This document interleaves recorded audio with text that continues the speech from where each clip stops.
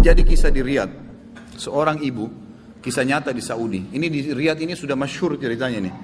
Antara seorang ibu dengan seorang TKW dari Indonesia. Ada satu ibu sudah divonis di Saudi, operasi kanker dia terakhir sebulan lagi. Kalau tidak berhasil, dianggap sudah mati dari sisi medis. Ini keberhasilannya kecil sekali, 10%, 90% mati orang ini. Sebulan lagi menurut ilmu medis. 3 hari setelah divonis begitu sama dokter, sebulan lagi operasi terakhir, datang pembantunya dari Indonesia. Seminggu pembantu itu kerja, bagus sekali kerjanya. Masya Allah bersihin rumah, masak segala. Tuan rumahnya ini senang. Tapi selama dia kerja seminggu, ada satu perilaku TKW ini, membantu ini, yang selalu membuat tuannya mau nanya sama dia tapi nggak enak. Akhirnya setelah seminggu itu ditanya, ternyata dia kalau siang hari, habis selesaikan kerjaan semua, habis siapin makan, dia masuk kamar mandi, lama di kamar mandi pembantu ini. Nggak tahu buat apa gitu. Pas dia keluar dari kamar mandi, setelah seminggu ditanya sama majikannya, maaf saya mau tanya, kenapa kamu ini setiap masuk kamar mandi, lama, ngapain? Langsung nangis tiba-tiba TKW itu menangis, pembantu itu menangis. Dia tanya kenapa kamu nangis? Dia bilang ceritanya begini sebenarnya. Sebelum saya berangkat ke Saudi di Riyadh ini, 12 hari sebelumnya saya baru melahirkan. Dan saya punya bayi di Indonesia. Saya lagi susuin.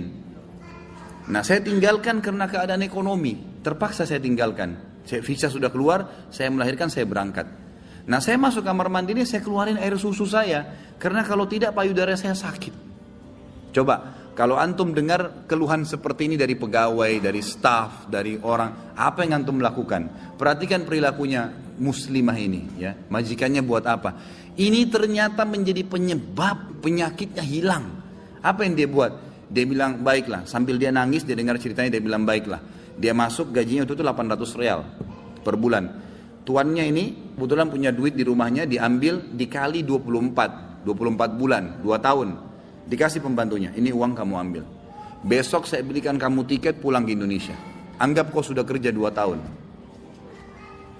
Pembantunya bilang, nggak apa-apa. Dia bilang nggak apa-apa. Anak kau lebih penting daripada saya. Urus anakmu, nggak apa-apa. Terus ada pembantunya, baiklah kalau begitu terima kasih. Kata tuannya, kalau seandainya 2 tahun kemudian habis nyusuin kamu terfikir kembali, ini nomor HP saya, dikasih, pulanglah. Pembantu kita sudah selesai nih, TKW sudah pulang Indonesia. Kita sekarang berhubungan dengan kisah ibu ini. Apa kata dia? Semenjak pembantu itu berangkat, mulai hari itu setiap hari saya menangis.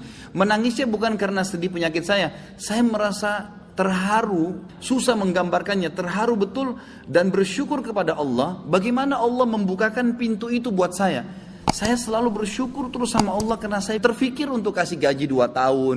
Mungkin kalau terjadi pada kita, kita bilang, baiklah kamu pulang aja minimal. Pernah gak antum terfikir kasih gajinya lengkap semua? Dia bilang saya terharu kenapa saya bisa lakukan itu. Dan saya selalu bersyukur sama Allah. Saya bisa lakukan sementara memang ini ada vonis mati dekat lagi secara medis. Dia bilang tiap hari saya menangis. Dan setiap kali saya menangis saya merasa ada satu kepuasan dan keadaan saya lebih baik.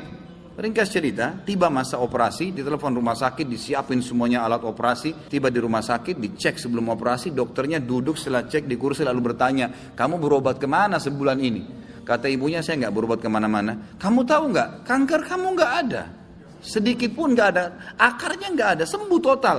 Nggak ada, nggak mungkin terjadi secara medis. Ibu itu tersenyum lalu mengatakan, kalau betul apa yang dokter ucapkan, itu karena sedekah saya. Diceritain sama dia ceritanya, begini.